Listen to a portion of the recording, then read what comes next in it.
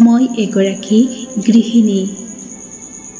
হয়, মই গৌৰৱেৰে ক'ব খোজোঁ মই এগৰাকী গৃহিণী।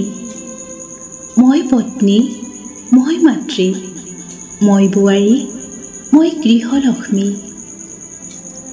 উপমাবিহীন শব্দেৰে গঢ়া মই এটি গানৰ কলি। মই প্ৰেমৰ সাগৰ।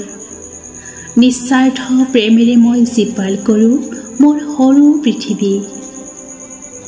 আলফুলীয়া হাতেৰে মৰম বিলাই মমতাৰ এনাজৰীৰে সপোন ৰচোঁ।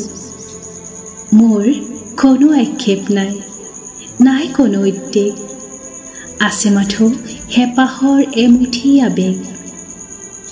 মই সুখী হ'ব পাৰোঁ আনৰ সুখত, আনৰ ওঠত হাঁহি আঁকি মই তৃপ্ত হওঁ, সুখী হওঁ। আনৰ সপোনৰ মাজতে মই সপোন বিচাৰি পাওঁ। মই মূল্যহীন নহয়, মই বিশেষ, সদায় বিশেষ। নিস্বাৰ্থ প্ৰেমেৰে সাজিছোঁ মই ঘৰৰ চাৰিবেৰ। বিনিময়হীন ত্যাগেৰে গঢ়িছোঁ বিশাল অট্টালিকা।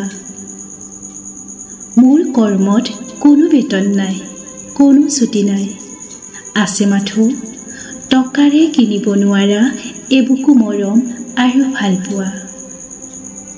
সেয়েহে কৈছোঁ মই মূল্যহীন নহয়, মোৰো অস্তিত্ব আছে, য'ত মই বিচাৰি পাওঁ জীয়াই থকাৰ প্ৰেৰণা। পৃথিৱীৰ সৌন্দৰ্য আনন্দ সুখেৰে মই গঢ়িব খোজোঁ এখন হেঁপাহৰ ঘৰ।